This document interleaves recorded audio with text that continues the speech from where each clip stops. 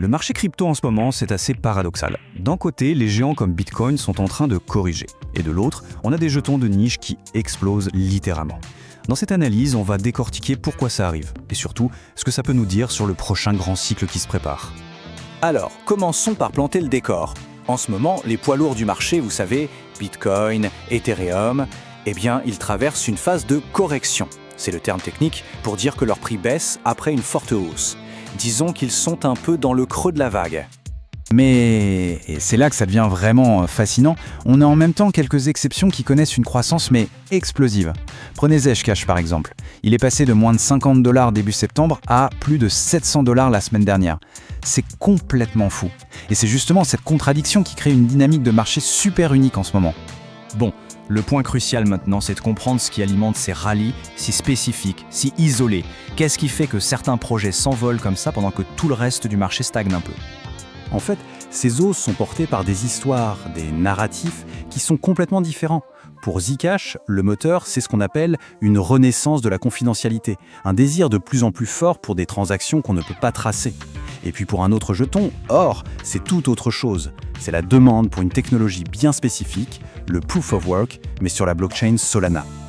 Juste pour donner un peu de contexte, ce fameux Proof of Work, c'est un récit technique hyper important qui explique la valeur de jetons comme or. En gros, c'est le mécanisme original de Bitcoin, celui qui demande un vrai effort de calcul pour sécuriser le réseau. C'est une approche que certains considèrent comme plus juste et plus décentralisée. Et cette dynamique, elle est bien réelle. Or génère plus de $300 000 de revenus par jour. Ça suggère que c'est pas juste une petite vague de spéculation passagère, mais bien une tendance qui pourrait s'installer dans la durée. Ok, maintenant, on va changer d'échelle. Voyons un peu comment ces micro-récits pourraient s'intégrer dans une histoire beaucoup plus grande qui se dessine à l'horizon. Le signal de départ pourrait bien venir d'un message assez surprenant sur les réseaux sociaux. En reprenant une expression très connue sur Internet, la Maison-Blanche a posté ces quelques mots « We are so back ». On pourrait traduire ça par « On est vraiment de retour ». Et pour beaucoup d'observateurs, ça sonne comme un potentiel virage de la politique économique. Et cette déclaration, elle tombe pile au moment d'une annonce majeure de l'administration Trump. La promesse d'une nouvelle série de chèques de relance de $2000. C'est vraiment à ce moment-là que la situation pourrait devenir explosive pour les marchés. Alors, qu'est-ce que cette annonce pourrait bien vouloir dire pour le marché des crypto-monnaies dans son ensemble ? Parce que là, on parle d'une injection massive, un vrai déluge de liquidités dans l'économie. Pour avoir une idée, il suffit de regarder ce qui s'est passé la dernière fois. L'histoire nous donne un indicateur assez puissant. Lors de la dernière distribution de chèques de relance, le schéma était très clair.